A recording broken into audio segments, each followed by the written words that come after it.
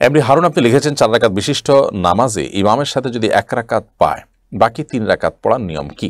4 রাকাত বিশিষ্ট নামাজে ইমামের সাথে যদি আপনি 1 রাকাত পান তাহলে সেক্ষেত্রে পরবর্তী 3 রাকাত পড়ার নিয়ম হলো যে ইমাম সালাম ফেরানোর পর আপনি তো সালাম ফেরাবেন না, আপনি দাঁড়িয়ে যাবেন, দাঁড়িয়ে গিয়ে আপনি সূরা মেলাবেন, সূরা ফাতিহার সাথে অন্য সূরা মিলাবেন, মিলায়ে আপনি বসে যাবেন আপনার প্রথম রাকাতে। ইমাম সালাম ফেরানোর পর প্রথম রাকাতে আপনি বসে যাবেন, তাহলে পরপর 2টা বৈঠক হবে। ইমামের সাথে বসছেন, আবার আপনি এখন নিজে যখন আদায় করতে যাচ্ছেন 3 রাকাত, ছুটে যাওয়া 3 রাকাত, তার প্রথম রাকাতে বসলেন, তাহলে পরপর 2টা বৈঠক হবে। এরপর আপনি দাঁড়িয়ে গেলেন, আবার আপনি সূরা ফাতিহার সাথে সূরা মিলাবেন এবারও, এবং এবার আর বসবেন না, এরপরে শেষের রাকাতে সূরা মিলাবেন না এবং আপনি বসে যাবেন। এভাবে আপনি সালাত শেষ করবেন। মোহাম্মদ সৈয়দুল এআইডি থেকে আপনি লিখেছেন, শখ করে কবুতর পালন করা কি জায়েজ হবে এবং কবুতর খাওয়া কি? কবুতর খাওয়া হালাল, আর শখ করে কবুতর পালন করা জায়েজ আছে। তবে যে কোনো প্রাণী লালন পালনের ক্ষেত্রে লক্ষ্য রাখতে হবে যে তার যেন কষ্টের কারণ না হয়, তার প্রতি জুলুম না হয়, তাকে খাদ্য খাবার না দিয়ে আটকে রাখা না হয়, সেই জিনিসটি নিশ্চিত করতে হবে। মোহাম্মদ আলী লিখেছেন, আমি ইন্ডিয়া থেকে বলছি, আমি মুস্তাজাবুদ দাওয়া কীভাবে হব? সম্ভবত আপনার প্রশ্ন উত্তর আমরা গেল সপ্তাহেও দিয়েছি, আপনি একই প্রশ্ন করেছেন আমার যতটুকু মনে পড়ে।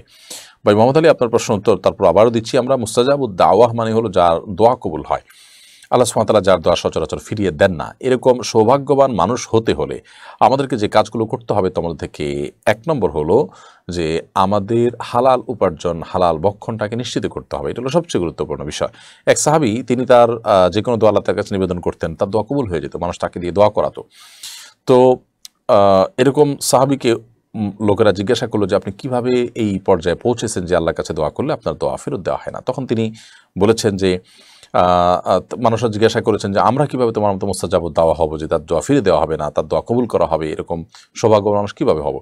তখন তিনি বলেছেন যে আতিব মাতা আমাকা তাকুন মুস্তাজাবুদ দাওয়া, তুমি যদি তোমার খাদ্য খাবার এগুলোকে হালাল করো, পবিত্র রাখো, তাহলে তাকুন মুস্তাজাবুদ দাওয়া, তুমি মুস্তাজাবুদ দাওয়া হবে, অর্থাৎ তোমার দোয়া কবুল করা হবে। এই জন্য খাদ্য হালাল থাকাটা হলো সবচেয়ে ইম্পর্টেন্ট, যে আমি কোনো ভেজালে যাব না, সন্দেহপূর্ণ খাবারে যাব না। যারা মুস্তাজাবুদ দেওয়া হয় তারা তার খাবারও খেতে চায় না, অনেক বাছ বিচার করে তারা খাদ্য গ্রহণ করে এবং উপার্জন করে। সেই সাথে দোয়া কবুল আরও যে সমস্ত শর্তগুলো আছে, কায়মন বাক্যে দোয়া করা, আল্লাহর প্রতি সুধারণা করে দোয়া করা, সিরিয়াসনেসের সাথে দোয়া করা, আন্তরিকতার সাথে দোয়া করা, এগুলো পূর্ব শর্ত।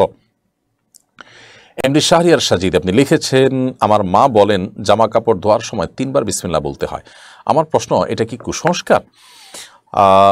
জামা কাপড় ধোয়ার সময় বিসমিল্লাহ বলা কুসংস্কার এ অর্থে নয় যে যে কোনো ভালো কাজ করার শুরুতে আমরা বিসমিল্লাহ পাঠ করব। অতএব জামা কাপড় ধোয়া, একটা অপবিত্র কাপড়কে পবিত্র করা, অপরিচ্ছন্ন কাপড়কে পরিচ্ছন্ন করা, এটা অবশ্যই ভালো কাজ। অতএব এটা শুরুতে বিসমিল্লাহ বলাটা সে অর্থে ঠিক আছে, যে কোনো ভালো কাজের শুরুতে বিসমিল্লাহ বলার অর্থে ঠিক আছে। সেক্ষেত্রে 3 বার আপনি যে কোনো নাপাক কাপড় যদি হয় তাহলে নাপাক কাপড়কে ধোয়ার জন্য হয় নাপাক, দৃশ্যমান নাপাক দূর হওয়া পর্যন্ত ধোবেন, আর না হলে দৃশ্যমান যদি না হয়, যেমন পেশাব বোঝা যায় না, পানির সাথে মিশে থাকে, এটা ওইভাবে দৃশ্যমান নয়, তাহলে সেক্ষেত্রে আপনি 3 বার চিবাবেন। তো প্রত্যেকবার চিবানোর শুরুতে যদি বিসমিল্লাহ কেউ পড়েন সেটা সে অর্থে ঠিক আছে, বাট কাপড় পবিত্র হওয়ার জন্য বিসমিল্লাহ বলা জরুরি না।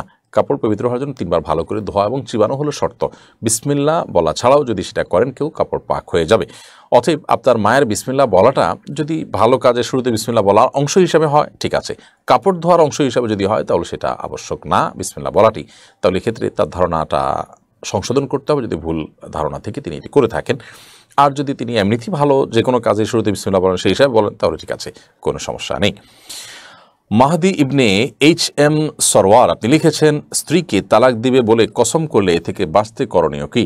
স্ত্রীকে তালাক দিবেন, আপনি শপথ করেছেন, কিন্তু পরবর্তীতে স্ত্রীকে আপনি তালাক দেননি, তাহলে শপথ ভঙ্গ হয়েছে। এরপর আপনি শপথ ভঙ্গের কাফারা দিয়ে দিবেন, তাতে স্ত্রী তালাক হবে না এবং আপনিও দায়মুক্ত হয়ে যাবেন।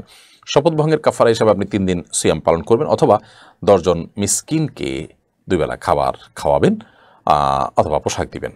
তো এতে আপনি আপনার শপথের কাফারা আদায় করে ফেললেন এবং স্ত্রী তালাক হবে না। আসমা আক্তার লিখেছেন, বসে নফল নামাজ পড়লে কি আদায় হবে? নফল সালাত যদি কেউ বসে সালাত আদায় করেন, আদায় হয়ে যাবে। ফরজ সালাত, ওয়াজিব সালাত যেরকম দাঁড়িয়ে আদায় করা ফরজ, নফল সালাতটাতে ছাড় আছে। কেউ চাইলে শরীর খারাপ লাগছে, ভালো লাগছে না, তিনি বসে পড়বেন, বসে পড়তে পারেন, সুযোগ আছে। তবে বসে পড়লে তিনি সওয়াব কম পাবেন, দাঁড়িয়ে পড়লে সওয়াবটা বেশি পাবেন। সো নফল সালাতে দাঁড়িয়ে বসে 2 ভাবে সালাতে করবার সুযোগ থাকলেও দাঁড়িয়ে পড়াটা অবশ্যই উত্তম এবং অধিকতর সওয়াবের।